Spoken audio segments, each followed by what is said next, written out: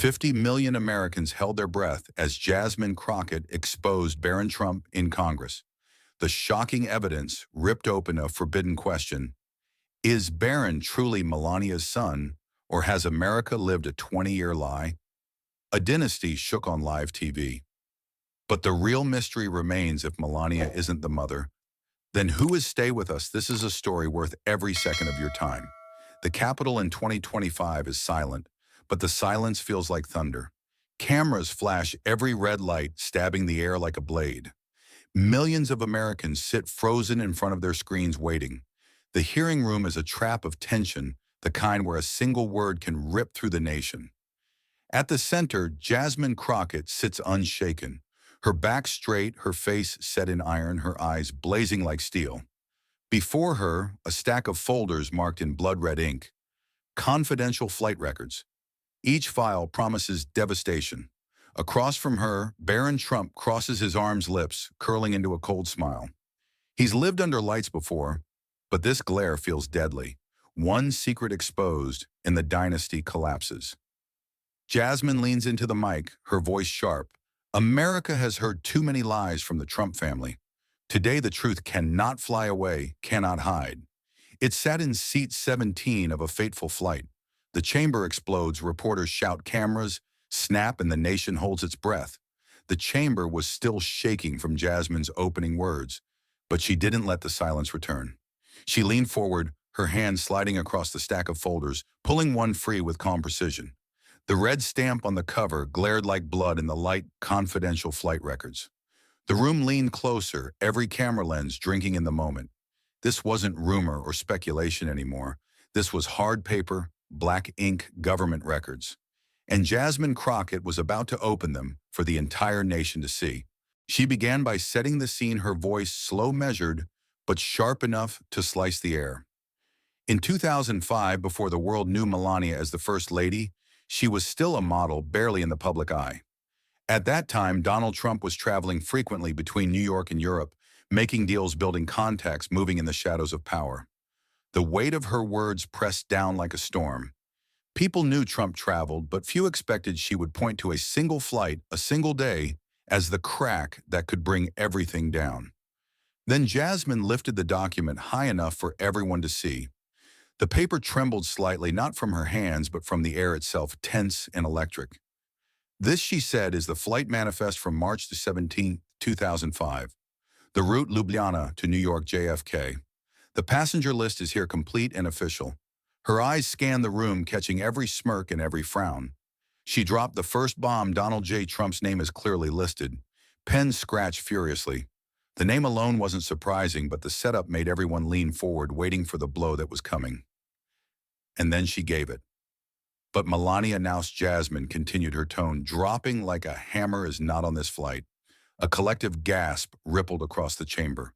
The camera zoomed in on Barron Trump's face, looking for the twitch, the flinch, any sign of a crack. Jasmine let the silence hang, stretching it into a knife's edge. This was the moment when millions of Americans, sitting at home, shifted closer to their screens, whispering to each other. If Melania wasn't there, then who was? Jasmine didn't make them wait. She pointed to a single line on the manifest, her finger firm and unshaking. Instead, she said, there is an entry that stands out. Passenger 17, Elena Kovac, pregnant VIP. The words hung in the air like dynamite, with a lit fuse. Pregnant VIP was not the kind of phrase anyone expected on a federal passenger list. The chamber exploded in whispers, some incredulous, some terrified. Reporters nearly fell out of their seats trying to get the line down before the others. It wasn't just a name, it was a story buried in plain sight. Jasmine's eyes narrowed and her voice hardened. The whole world believed Melania was carrying Barron Trump at this exact time. Every magazine cover, every whisper, every photograph pushed that story. Yet on the flight where Donald Trump returned from Europe, the name written here is not Melania Knaus. It is Elena Kovac. Her words echoed against the marble walls. The implication was a dagger aimed straight at the heart of the Trump legacy. Barron Trump finally broke his silence, a short laugh tumbling out, his head shaking. He leaned into the microphone, his voice dripping with contempt. Ridiculous, he sneered. A random name on a list, what does that even prove? Anyone could be Elena Kovac. Anyone could be a so-called pregnant VIP. His laughter was forced too sharp, too loud, and it echoed back at him like a hollow drum. The mask of confidence was already starting to slip. Jasmine didn't blink. She fixed him with a stare that cut through his smirk like glass. When she spoke, it was slow, deliberate, every word measured like a verdict. It means she said, her voice carrying across every microphone, every speaker in the country, that the history of your family dynasty was rewritten from the sky itself. The silence that followed was thunderous. For a moment, even the cameras seemed to pause, zooming in on her face, then swinging to Barron's clenched jaw. The chamber erupted. Senators shifted uneasily in their seats. Aides rushed to whisper into ears. Reporters shouted into phones, and the clicking of cameras turned into a storm. Headlines were already being written before the words were finished. On screens across the nation, breaking banners lit up Passenger 17, the mystery name that could shatter the Trump legacy. The whispers turned into gasps, gasps into roars, and the weight of the revelation crashed down like an avalanche. The chamber erupted. Senators shifted uneasily in their seats. Aides rushed to whisper into ears. Reporters shouted into phones, and the clicking of cameras turned into a storm.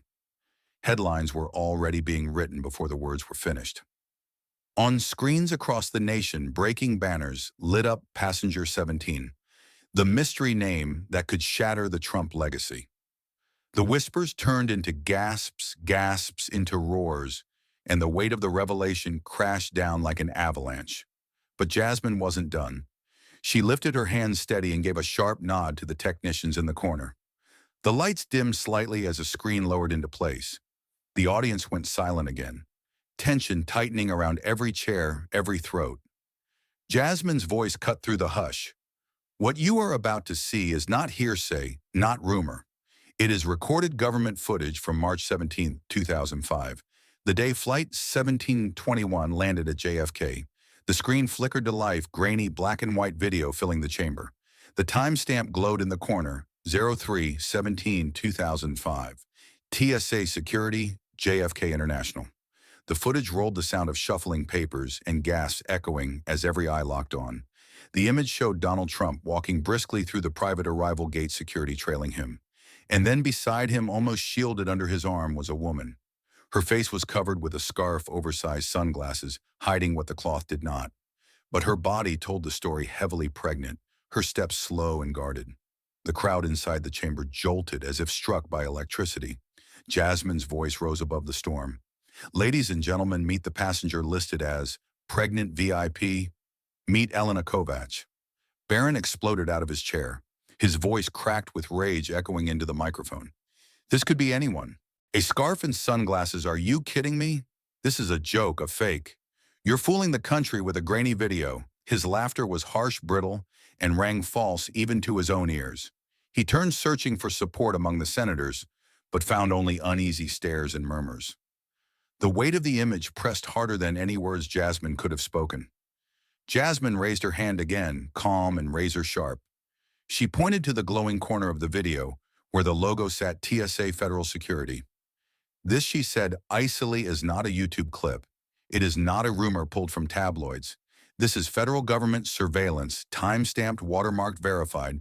It cannot be faked, cannot be erased.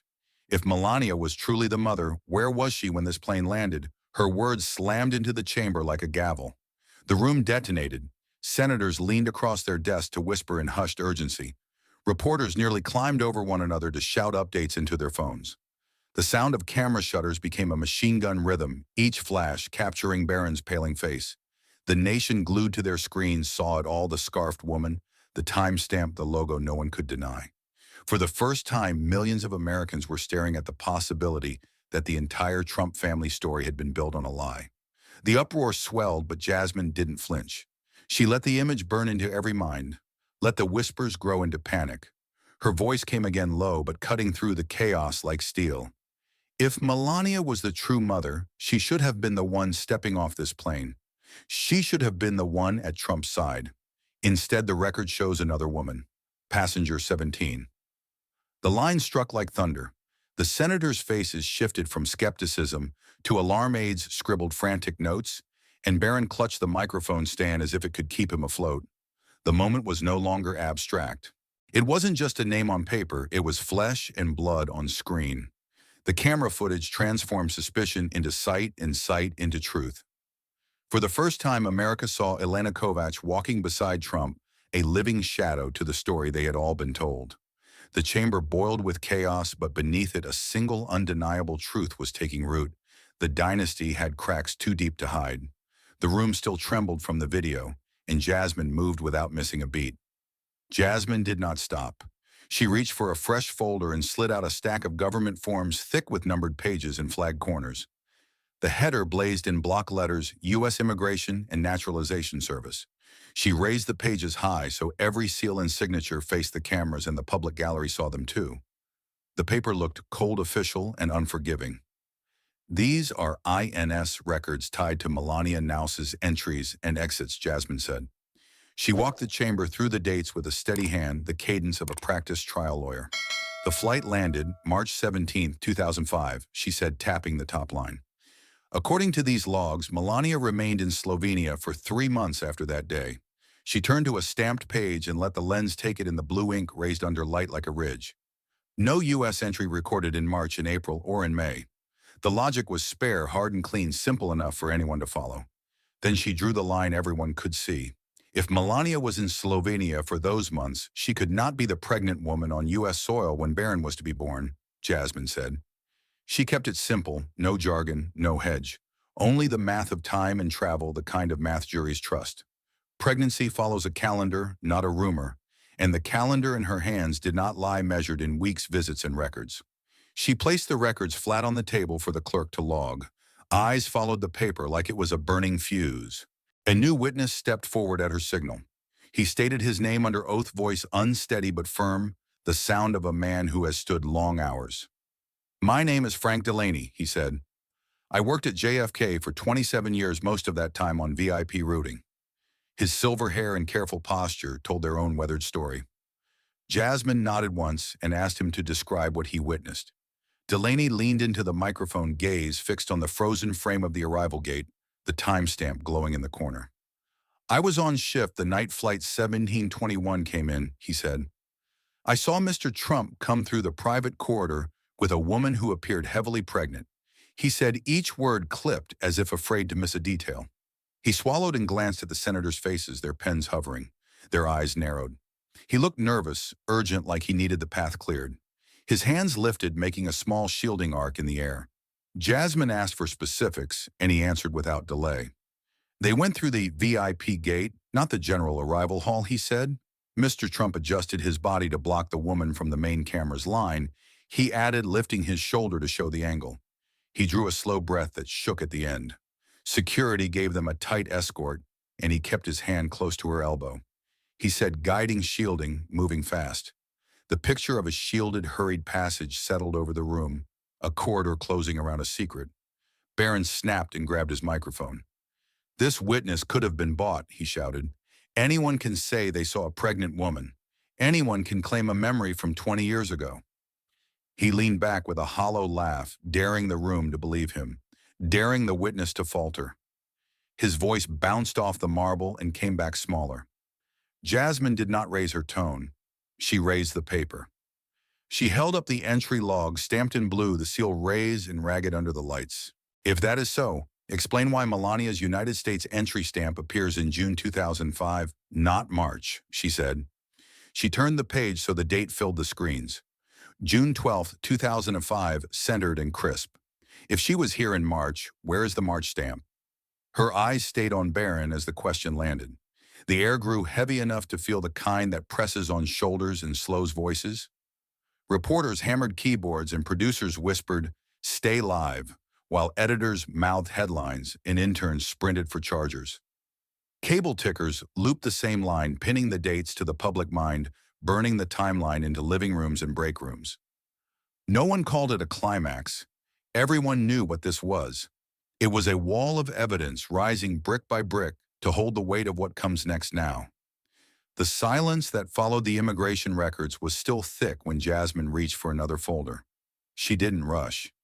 Every move was deliberate, like a surgeon preparing the final cut. She placed the file flat on the desk, slid the flap open, and pulled out a worn booklet. Its cover was scuffed, the edges softened with age, but its power was undeniable. She lifted it high, letting the camera zoom in. This, she said, is the original passport of Elena Kovac. Gasps swept the gallery. The pages fanned open the paper, yellowed by time, but one detail burned fresh. On page 6, a blue stamp stared back, crisp and unshaken by the years. Jasmine stepped closer to the screen and held it steady. United States entry stamp, March 17, 2005, she announced. The seal was clear, unbroken, the lettering sharp under the lights. Next to it, a signature arched across the page, the hand of a U.S. Customs officer, dated and sworn. The technicians magnified the image so the chamber could see every line, every swirl of ink. Senators leaned forward, eyes narrowing, mouths tightening. Reporters' fingers raced, typing headlines before the explanation even finished. The evidence was physical, tangible, a stamp no one could deny. Jasmine let it hang in the air, the proof carried not by her voice, but by the ink itself. Then she pressed the next button. The giant screens lit with a photograph. The face of Elena Kovac filled the chamber, high cheekbones, striking eyes, beauty, frozen in time. This is Elena Kovac, Jasmine said, her tone steady but sharp. A Slovenian model who vanished from the fashion world shortly after 2005. Murmurs spread like wildfire. People remembered scraps of old magazines, faint covers that had disappeared without explanation. Now the missing woman's face was back, not as a model, but as the center of a scandal. Barron's face drained of color. He gripped the microphone with trembling hands, his words stumbling out. This is a complete forgery. His voice cracked, too loud, too desperate. He shook his head violently, trying to laugh, but the sound broke into fragments. His eyes darted around the room, searching for a lifeline that wasn't there. Jasmine didn't flinch. She turned slowly toward him, her expression cold as stone. Her words came in measured blows, each one precise. Forgery? Then explain this. She held up another page, this time a hospital record. The camera zoomed in as she read aloud. New York, 2006. Mother Elena Kovac. Child male. She paused, letting the words strike the room. If this is fake, then why do hospital records confirm the same name, the same mother, the same child? The chamber erupted. Senators pushed back their chairs, some standing, some shouting to their aides. The gallery broke into chaos, voices colliding, reporters yelling updates into their phones. Across the country, living rooms and offices went silent as the broadcast carried the words, Mother Elena, Kovac, child male. Barron sank back into his seat, his lips trembling, eyes fixed on the table, as though he could burn a hole through it. Jasmine stood tall, her hand still gripping the passport, the hospital record beside it. The evidence spoke for itself. For the first time, America was staring at the clear face and name of the woman who could be the true mother of Barron Trump. The chamber was still vibrating from the passport reveal when Jasmine leaned back and opened yet another file. She didn't hurry. She let the silence work for her, let it sink in before she struck again. Her hands were steady as she pulled out a thick envelope, the kind marked with hospital seals and confidential stamps. The camera zoomed closer, hungry for what she was about to show. This isn't rumor. This isn't speculation. This is medical evidence, Jasmine said, sliding the papers onto the desk. She lifted the first page and read it slowly, each word echoing across the chamber. NYU Langone Medical Center, Department of Obstetrics, March 20th, 2006. Mother Elena Kovac, child male, weight 3.6 kilograms. Time of birth, 8:15 a.m. She held the paper high and the technicians threw it onto the giant screens. The room froze. The numbers glared back at them, cold and undeniable. March 20th, 2006, the exact year Barron was born. The gender, the weight, the time, all details that lined up with what the public already knew. But here, written in black ink on an official hospital form, the mother's name was not Melania Knaus. It was Elena Kovac. A ripple of shock swept through the gallery. Reporters gasped, some even covering their mouths with trembling hands. Senators shifted in their seats, whispering urgently to their aides. The people at home watching live leaned closer to their screens. Jasmine didn't raise her voice. She didn't need to. The words on the document did the heavy lifting. Barron couldn't stay quiet.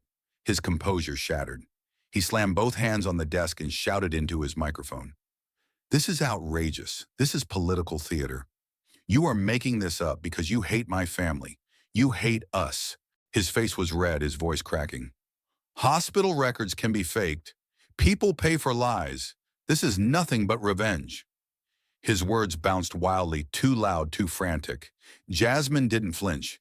She lowered the paper, her eyes locked on Barron like a predator watching a trapped animal. Her voice was calm, deliberate, steady. "I am not inventing anything. I am putting the truth in front of this chamber, in front of the American people." She leaned slightly closer to the microphone. "It was your family who invented a ghost to play the role of mother." The line landed like a blade. The chamber roared. Some senators stood unable to stay seated under the weight of the revelation. The gallery buzzed with a mix of outrage and awe. Reporters scrambled to shout their updates, their voices colliding in chaos. In newsrooms across the country, editors hit keys to launch breaking alerts. On television tickers, the line began to crawl. "Trump dynasty under siege, Barron's mother revealed." Barron shook his head violently, his chest rising and falling, as if the air itself was too heavy to breathe. He pointed at Jasmine with a trembling finger. "You will not destroy us with lies," he yelled. "You will not." But his voice had lost its force, the words breaking apart as soon as they left his mouth. The image of the hospital record on the screen drowned him out. Jasmine stayed still, her hand resting on the file. She didn't gloat, she didn't smile. She let the evidence speak, let the storm rage around her. The facts were bricks, and with each brick, the wall was closing in on Barron. "This is not about me," she said finally, her tone low but cutting. "This is about the truth your family buried, hoping the world would never dig it up." The senators murmured louder now, some jotting notes with furious strokes of their pens. The reporters' keyboards rattled like gunfire. The chamber itself felt smaller, tighter, as if the walls were pressing in. The audience watching at home could feel it too. The tightening coil, the suffocating weight of evidence that grew heavier by the second. This was not the final blow, not yet. But it was the squeeze, the moment when Barron Trump's mask began to crumble. His hands trembled on the desk, his eyes darted like a cornered man. He knew the avalanche was coming, and the nation knew it too. The chamber was already boiling from the hospital files, but Jasmine Crockett wasn't finished. She stood calm and unshaken as the storm raged around her. Then she raised one hand. The room fell silent. Everyone felt it the moment before the hammer dropped. Her voice was steady.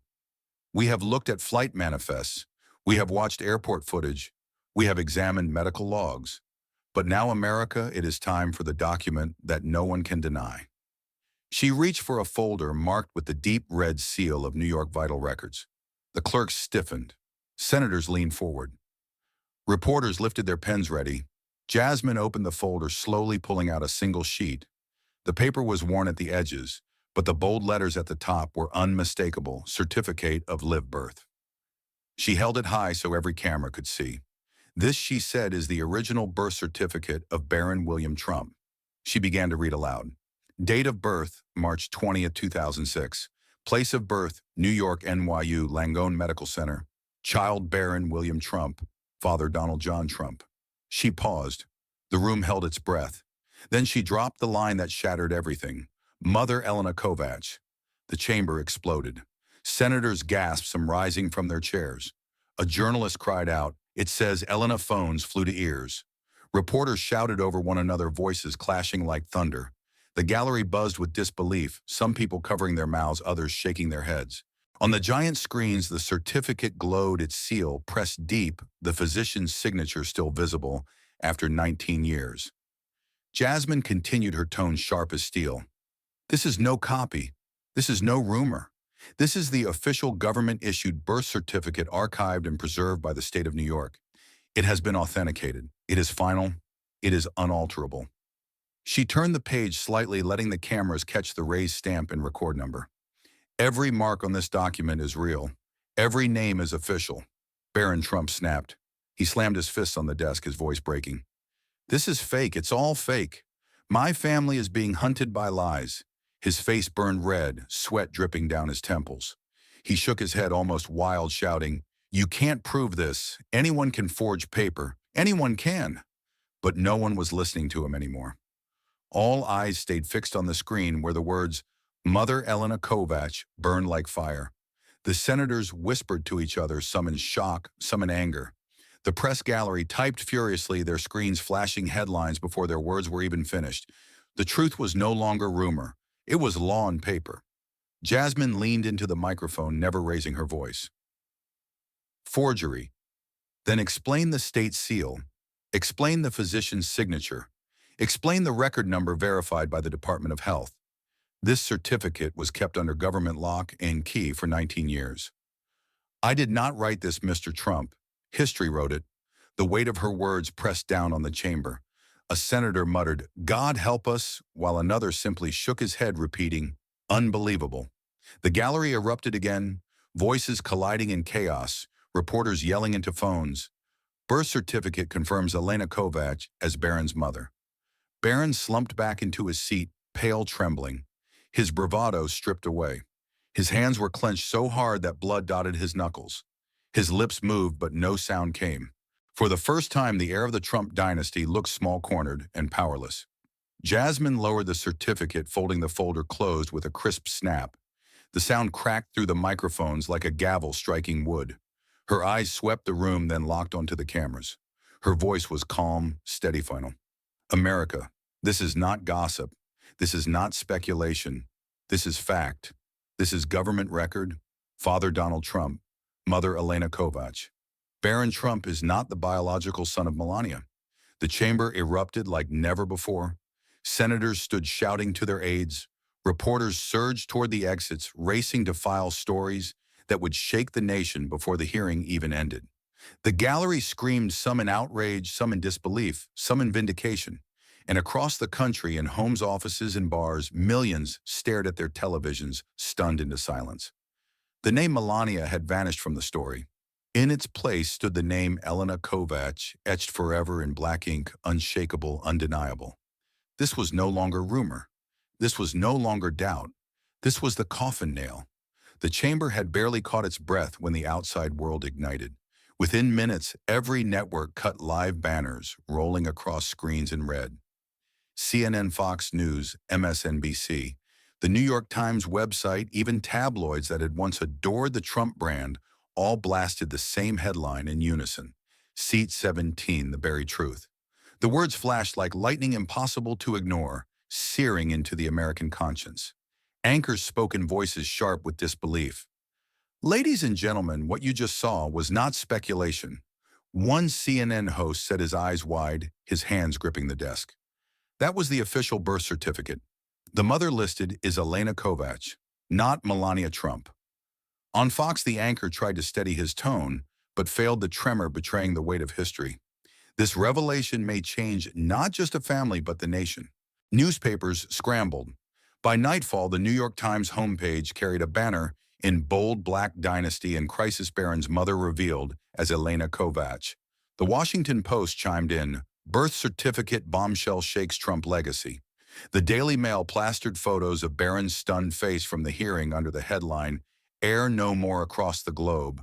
The story ricocheted London, Paris, Tokyo, all running the same image, a boy turned symbol of a broken lie. Barron was drowning in it. Overnight, the image of the confident heir collapsed. Every replay showed him slamming the desk, shouting forgery, only to be drowned out by the certificate on the screen.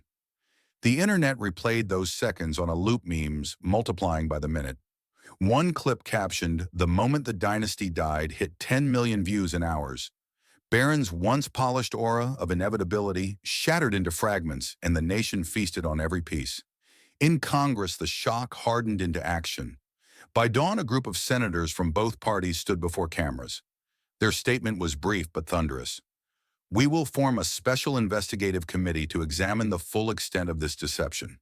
The words dropped like bombs. It wasn't just gossip anymore. It was a matter of state. The chamber that had once tolerated Trump's shadows now prepared to drag every corner of them into the light. Markets felt the blast immediately. The Trump Organization, long a symbol of gilded confidence, bled billions in hours. Stocks tied to hotels and resorts plummeted. Bonds trembled, investors fled. Bloomberg ran a headline no one thought possible: Trump empire loses $4 billion in a day. Financial analysts spoke in urgent tones describing a brand collapse in real time. This is catastrophic, one said on live TV. You don't recover from a lie written into a birth certificate. But the bigger fracture lay with the people. Across America, the story split households, neighborhoods, entire towns. In diners across the Midwest, old men shook their heads, muttering that Barron was a pawn, a boy who never asked for this. He's a victim, one caller said on talk radio. He didn't choose who his parents were. He's been lied to, same as us. Others were less forgiving.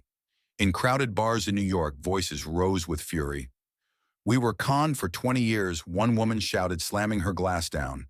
They built an empire on a lie and sold it to all of us. Social media mirrored the divide. Hashtags surged.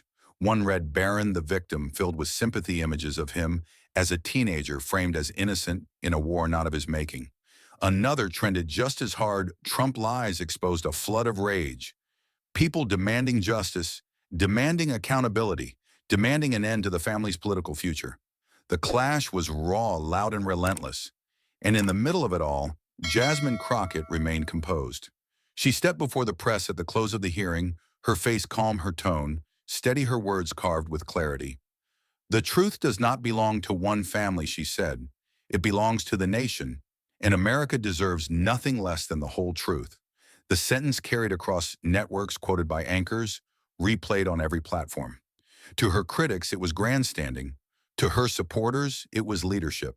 To the undecided, it was a reminder that sometimes the truth is larger than the people who hide from it. By evening, images of Jasmine standing before the microphones, folders in hand, birth certificate behind her on the screen, had become iconic. Editorials called it the moment of reckoning. Conservative commentators fumed, calling it a witch hunt, while liberals hailed it as justice long overdue. But beyond politics, ordinary Americans sat in stunned silence, wondering how much of their world had been constructed on lies they were only now beginning to see. Inside Trump Tower, sources whispered of panic. Advisors scrambled, lawyers drafted statements, but nothing stuck. The evidence was too hard, too official. Donald Trump himself was said to be furious, pacing in his office, slamming his phone down after every failed call. Deny everything, he barked, but the words rang hollow even inside his own circle. And Barron, he disappeared from public view, vanishing into the shadows as his face flooded every channel. The boy once paraded as the rightful heir was now a symbol of deception. The dynasty that had wrapped him in its name could no longer protect him. For some that was tragedy, for others it was justice. The story had only begun to unspool, but one truth was now burned into the national memory, the myth of Melania as mother was gone. The certificate said otherwise, and nothing could put the genie back into the bottle. America was left to grapple with the fallout, shattered trust, divided loyalties, a family legacy in ruins. And standing at the center of it all, Jasmine Crockett didn't smile, didn't gloat. She simply repeated the line that would define the day. The truth, she said, is not the property of power. It is the inheritance of the people. The cameras cut, but the echo remained. The cameras cut, but the echo followed Barron out of his chair. He rose too fast, the mic cord catching for a second like a snare, then tore free as he stumbled toward the aisle. Security shifted but didn't touch him. They knew this wasn't a threat, it was a collapse. Tears streaked down his face before he could hide them, burning bright under the remaining lights. He covered his eyes with one hand and pushed through the swinging door at the back. The hearing room watched the air flee like a shadow slipping off marble. In the hallway, the sound hit him, the rush of press, the metallic rattle of camera rigs, the breathy chorus of Barron, Barron, over here. He kept moving, head down a tight wedge of staff, trying to create space that didn't exist. Someone asked, "Is the certificate real?" And someone else shouted, "Do you deny Elena Kovacs is your mother?" The questions ricocheted off the walls, sharp as nails and just as unforgiving. He whispered to no one, "I can't breathe," and turned a corner toward an exit. The cameras caught only the back of his suit and the glint of tears. Inside the chamber, allies who once pictured him as the future went quiet. A congressman who had bragged about continuity stared at the desk as if it had betrayed him. A governor's aide texted a single-word pause to a donor list buzzing like a hornet's nest. One strategist whispered to another, "We can't build on this. The ground is gone." The whip count that once included his name began to melt like ice on a hot rail. By nightfall, the polite line became a public stance distance. The first statement came from a heavyweight who had stood beside the family for years. It read like a velvet knife. We wish Barron Trump peace and privacy in this personal matter. Our political movement must remain focused on policy, not personal histories. Another followed sharper, colder all marble, and no warmth. Leadership requires clarity. We will await the findings of the Special Investigative Committee. The signals were unmistakable doors, closing windows, sealing the future shrinking by the minute. The phones that once lit up with invitations now rang with silence. In power towns, silence is a verdict. Then came the witnesses who had watched the story gather itself for years. A former flight purser, Caleb Ortiz, stepped forward with a voice that shook but did not break. "I served in VIP on Flight 1721, he said into a bank of microphones.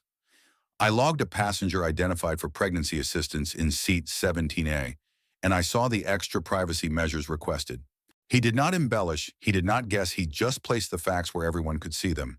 "I kept my copy of the shift notes because I believed one day someone would ask." The day had arrived and his hands did not tremble. A senior attendant, Marina Sutter, confirmed the tenor of the night. "We were instructed to keep the curtain closed and limit foot traffic," she said, eyes level, words clean. The woman was visibly pregnant and escorted closely at the gate and on board. A reporter asked, "Do you know her name?" Marina answered with care. "I only knew what was on the assignment list. Elena K."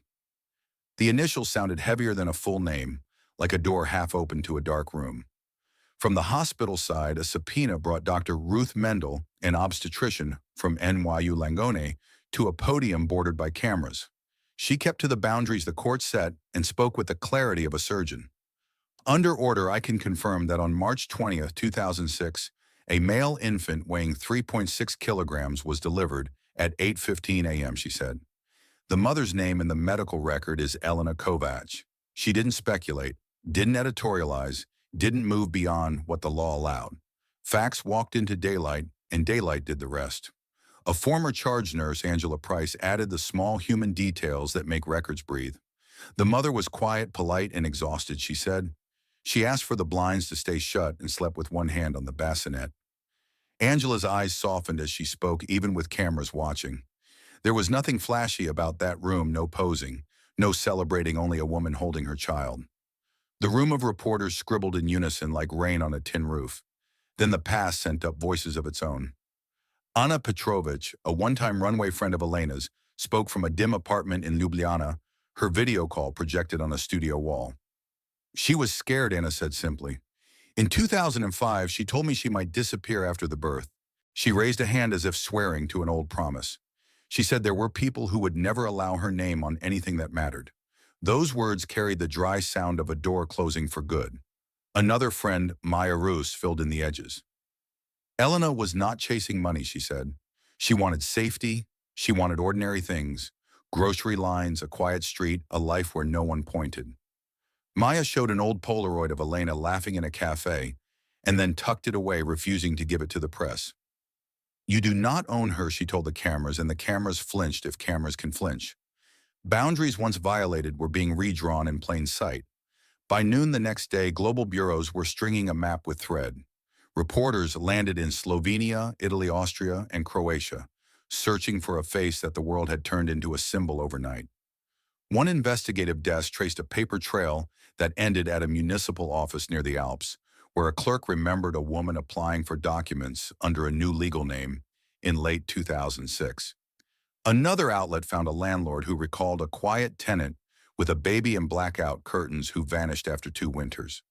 The outlines sharpened. Elena Kovac had stepped off the stage and built a life backstage. America roared at itself while the world watched with the patience of distance. In bars from Boston to Boise, the split cut, clean some called Barron, a victim of a machine that eats its young others, called him the face of a lie that greased the machine. Talk radio lit up with callers who sounded like old friends and old enemies. "He didn't write the certificate," one man said, voice thick with pity. "But he did cash the checks," a woman snapped, turning pity to fire. On cable panels, experts used words like myth brand and inheritance, elevating grief to vocabulary. Footage of Barron's exit looped every hour, the tear, the stumble, the hand over the eyes. A late-night host asked, "What do you do when the story you inherited returns to sender?"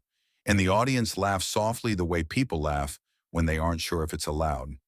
Op-eds crowned him the tragic prince, a title that sounded like mercy and punishment at once. In classrooms, teachers muted the TV and explained that documents matter because memory is a trickster. The lesson slid under the door like a draft. Political calculations so crisp yesterday blurred into math no one could solve. A national committee paused its grooming plan with a note so brief it felt like a shrug. A polling firm flashed new numbers that looked like a cliff. Favorables in free fall, the anchor said, reading the line like a diagnosis. The donors who prefer back rooms retreated into them and stayed there, their phones face down, their blinds half drawn. Money moves like water. Today it pooled elsewhere. Inside the hearing room, chairs reset and microphones cooled. Jasmine Crockett said very little. She accepted no victory laps, pointed at no enemies, and let the record sit where it had been placed. When asked if she felt vindicated, she said vindication is for opinions. This is documentation. The sentence hummed like a wire. When asked what came next, she said, "We let the committee do its work." Some called it austere. Others called it the only adult thing said all day. Outside, a small crowd gathered with signs that managed to disagree and agree at the same time. One read, "Protect Barron," painted in careful blue. Another read, "Protect the truth," painted in red that bled at the edges. Between them, a woman held a cardboard scrap that said both. A passerby snapped a photo, and the image traveled faster than any speech. The country was not one thing. It never has been. Night brought a colder light, and with it the testimonies took root in ordinary rooms. Families sat around tables and practiced the new names as if they were learning them for a test. Elena Kovac, someone said softly, amazed by the shape of it. In hotel bars, traveling salesmen traded theories while the game played silently above them. In church basements, quiet people made coffee and stacked chairs and asked how to pray for truth without hating anyone.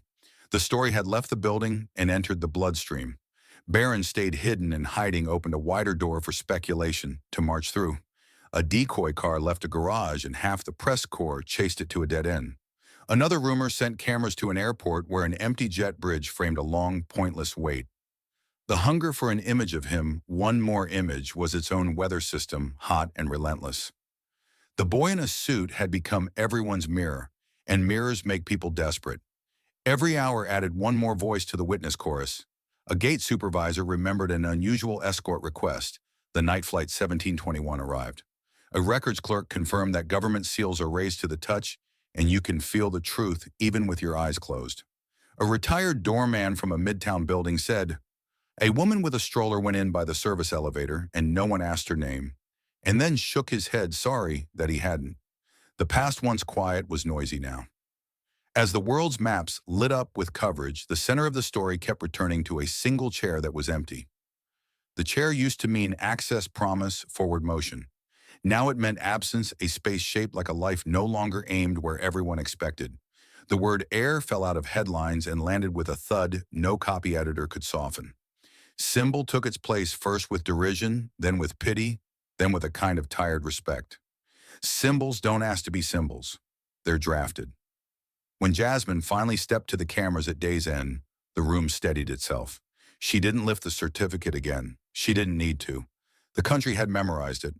Her gaze traveled the lens as if she could see through it to kitchens and break rooms and crowded living rooms. She said evenly, "The truth can be buried in the clouds, but it cannot disappear forever." The words were plain, almost gentle, and they landed like a bell in the dark. The feed carried the sentence everywhere, and everywhere it sounded the same. In offices where people stayed late to finish nothing, they looked up and nodded. In homes where arguments had burned like brush fires, the words cooled the room by a degree. On the other side of the ocean, where a woman might have drawn her curtains, the sentence arrived without knocking and stood quietly in the corner. A nation exhaled and inhaled, still divided, still raw, but newly awake. By morning, the chapter had a shape that felt permanent. The heir had left his seat in tears, allies had turned witnesses, had stepped into the light, and the press had followed Elena's footprints to the edge of a new life. Across the world, people who had never heard her name said it out loud, then softer, as if it were a private secret they were sharing with themselves. Barron was no longer the future promised by others. He was the cost of promises broken. And the empire that once called itself indestructible learned what documents can do. In the silence that followed, the only thing louder than outrage was paperwork. Forms, stamps, signatures, archived numbers. The choreography of reality had done what speeches could not. A country found itself staring at ink and seeing mirrors. The hearing room emptied, the lights dimmed, and the echo that had chased Barron into the hall kept moving, a long, low sound rolling across a restless map. The truth as promised did not disappear. The silence around Melania was not ordinary silence. It was heavy, deliberate, the kind of silence that turns into sound by itself. For days after the hearing cameras stood outside her residence, lenses pointed at drawn curtains, microphones stretching toward doorways that never opened. Will she speak? Will she deny? Anchors repeated on loop, but the only reply was the wind against marble walls. Every unanswered question became an answer of its own, each hour of quiet layering weight on her image. To the public, her refusal to speak looked less like dignity and more like retreat. And with every day she kept quiet, the pressure only grew. Commentators described it as the longest silence in America. Some believed she was waiting for legal counsel to craft a safe line. Others whispered that she had no defense strong enough to withstand the flood. A panelist on primetime television asked, "What does it mean when the most important witness of all is the one person who refuses to take the stand of public opinion?" The question hovered like smoke. For many, her silence was not neutrality, it was complicity. Meanwhile, in glass towers far from the cameras, the Trump Organization faced a reckoning.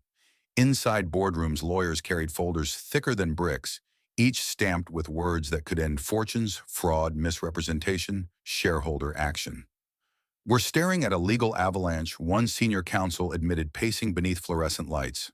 The finance chief laid out projections, lawsuits in multiple jurisdictions, regulatory probes, and investors already filing notices of withdrawal. "This is contagion," he muttered. "It won't stay in one courtroom. It will spread." Markets agreed. Stocks tied to the company bled value each morning. Boards of allied firms began drafting exit strategies, and banks reviewed credit lines with the caution of surgeons cutting close to an artery. Lawsuits from shareholders piled up, accusing the corporation of inflating its brand on a family myth.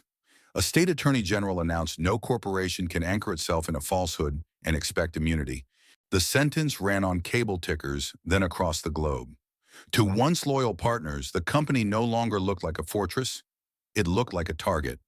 But the damage ran deeper than finances. Across America, the revelation sparked a national argument, not about balance sheets, but about meaning. In town halls and diners, at kitchen tables and union halls, three words began to surface again and again: power, truth, family. People asked whether power allows a family to rewrite its own origin story. They asked whether truth has a price tag, whether the public has the right to know everything, and whether family can survive once it is turned into theater. In one church basement, an old veteran spoke to his neighbors. "I fought for this country, not for a dynasty built on lies." In a library community room, a teacher said, "We tell our students to honor truth, but what happens when leaders decide truth is optional?" A mother holding her child's hand replied, "What happens is what we're living now." The debate did not fit into red or blue, left or right. It carved lines across every category, reminding the nation that some questions cut deeper than politics. On campuses, professors turned the scandal into case studies. A sociology lecturer told her class, "This is not only about one family. This is about how narratives shape nations." A law student raised his hand and asked, "If a lie builds wealth for decades, who owns the bill when the truth comes due?" No one answered, because the answer was already written in lawsuits and headlines. In living rooms, families fought and reconciled in the same breath. Fathers defended Barron as a victim. Mothers argued that silence was as bad as deception, and children asked questions their parents could not resolve. And at the center of the storm stood Barron himself. Once groomed as heir, he now became something else: a warning. The footage of him leaving the hearing in tears replayed endlessly, not as ridicule, but as tragedy. Headlines shifted: "The Broken Prince." "The child caught in the lie, symbol of a dynasty's collapse." Analysts said he embodied the cost of turning a child into a political instrument. "He was never allowed to be just a boy," one commentator noted. From the moment of his birth, his identity was written for him, not by him. In classrooms, students debated his fate. Some pitied him deeply. "He didn't ask for this," one teenager said, her voice trembling. "He was born into a role, not into a choice." Others argued that he had lived off the lie for too long. When you inherit privilege built on fraud, you inherit the backlash, to a student shot back. The tension mirrored the country empathy clashing with accountability, compassion colliding with anger. Barron's name, once shorthand for succession, now became shorthand for caution. News programs dissected him as though he were a lesson rather than a person. Barron Trump is now the textbook case, one analyst declared. The dangers of weaponizing a child's existence for political gain. Another answered, "It's not just his tragedy, it's America's mirror. We made him a symbol, and now we're horrified by what the symbol reveals. For the nation, he became both victim and villain, not because of his actions, but because of the story imposed on him." As the debate swirled, Jasmine Crockett prepared to close the hearing. She rose from her seat, the chamber hushed, the weight of days pressing into the silence. Stacks of documents lay behind her screens, frozen on the certificate that had detonated a dynasty. She didn't raise her voice. She didn't need to. Her tone was firm, grounded, the way a verdict sounds when it can no longer be appealed. "America," she began, "we do not choose where we are born. None of us does. But we do choose the truth we live by." The words carried across microphones into cameras and through the veins of a nation still trembling. She let the pause stretch, then finished. "And truth is the only foundation strong enough for a country to stand on." The chamber erupted, not in cheers, not in jeers, but in a kind of stunned recognition. Some clapped, some whispered, some simply sat, frozen, realizing they had just heard the line that would be quoted for decades. In newsrooms, editors ordered the quote into headlines. On social feeds, the sentence lit up like fire. In homes, people repeated it to each other, slow and careful, as if trying it on for size. And outside, beyond marble walls and flashing lights, a nation stood at a crossroads. Silence at the top, lawsuits in the middle, debates at the ground level, and one truth echoing above it all. No empire, no dynasty, no fortune can outlast the weight of a lie once the truth breaks free. The noise fades, the lights dim, and what remains is the question that matters. What should we carry out of this? We've watched a myth crack and a room hold its breath. Now we have to decide what the lesson is. The chase, the headlines, the gasps, all of it means little if the country learns nothing. So we slow the frame, keep the tension tight, and look straight at the truth that just walked into the light. This is not a lull. This is the hard part. This is where meaning is made. First lesson: power can dress like truth, but truth wears paperwork. Legends travel fast, documents travel far. A slogan can shake a crowd, but a record humbles a dynasty. When the camera cuts and the crowd goes home, it's the stamp, the signature, the timeline that still stands. Memorize this: paper beats airtime when history calls the hand. If you fear the truth, fix your life, not the lighting. Second lesson: never build a public story on a child's back. A child is not a shield, a slogan, or an heirloom. A child is a person. When grown-ups weaponize a birth, the blast hits the child first and longest. We saw what it looks like when a script is forced onto a life that never chose it. Mercy says, pull the narrative off the kid and put it on the adults who wrote it. If you need a child to make your argument is already weak. Third lesson: privacy and honesty are not enemies. They are partners that keep families alive. A private fact can stay private, but a public lie will rot the floorboards. The longer the secret props up the house, the harder the collapse when the rain comes. Real love tells the truth early, even when it trembles, because repair costs less than cover-up. Families do not break because the truth arrives. They break because the lie overstayed its welcome. Choose the bruise now over the fracture later. Fourth lesson: beware the trance of hero worship. Power asks for applause, truth asks for questions. Ask them, who benefits if I believe this? What evidence would change my mind? What is the timeline, and who is keeping it honest? If a story cannot survive a basic timeline, it should not survive your loyalty. Patriotism without scrutiny is just permission. Fifth lesson, slow down your news. A share is a vote of confidence. A retweet is a kind of oath. Before you pass the fire, touch the heat. Is there a document? Is there a source I can see? Is there a date, a seal, a signature that holds up when the noise drops? Outrage is easy, verification is work, citizenship is both. Learn the discipline that beats the algorithm. Pause. Sixth lesson, believe in institutions enough to demand their best. Committees, courts, auditors, reporters. These are not perfect gears, but they are the gears that grind lies into dust if we keep them clean. Demand process, demand evidence, demand sunlight, and protect the people who pull the blinds. Whistleblowers are not saviors or villains. They are alarms. When an alarm rings, you don't argue with the bell, you find the fire. Seventh lesson, accountability is not annihilation, it is repair. A leader who says we were wrong is not weak. That leader is a grown-up. A family that corrects the record regains something more precious than image credibility. The longer the spin, the deeper the cut when the wheel snaps. There is a math to trust confession ads. Denial divides. If you can't be right, be honest. Eighth lesson, brands are bridges. They collapse if the bolts are lies. Investors, employees, customers, people bet their lives on reputations they cannot audit. When a brand borrows a family story, it borrows risk it cannot insure. Transparency is not a buzzword. It is the scaffolding that keeps payrolls paid and pensions safe. If your business model requires the public to mistake myth for metric, you don't have a business. You have a countdown. Countdowns end. Ninth lesson. The country needs both compassion and standards at the same time, in the same breath. Compassion says the boy in the spotlight did not choose the weather that drenched him. Standards say the adults who built the stage must answer for every beam. Hold both truths together without letting either drop. We can protect a person while prosecuting a pattern. That is not softness. That is civilization. 10th lesson. Truth is heavy, but it is also steady.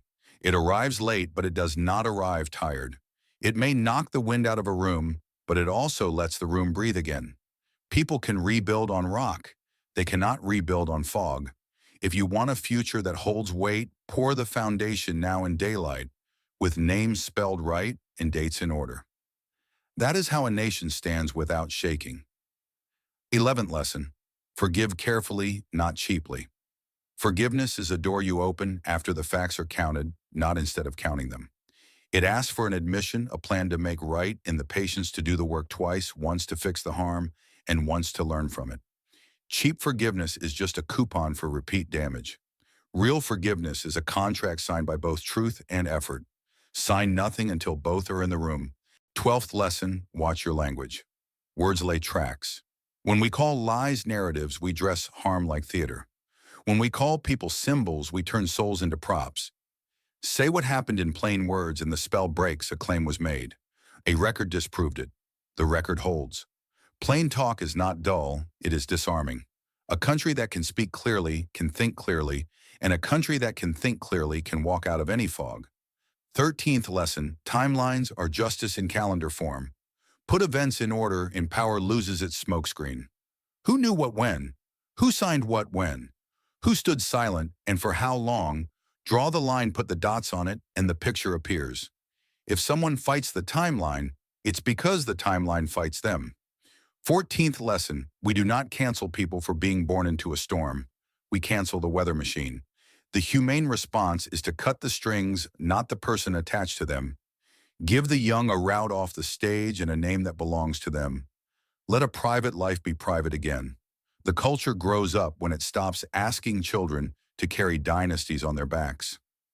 15th lesson, courage is quieter than the spectacle that needed it. It looks like showing up with documents when everyone begs you to shut up. It looks like changing your mind in public when the facts say you must.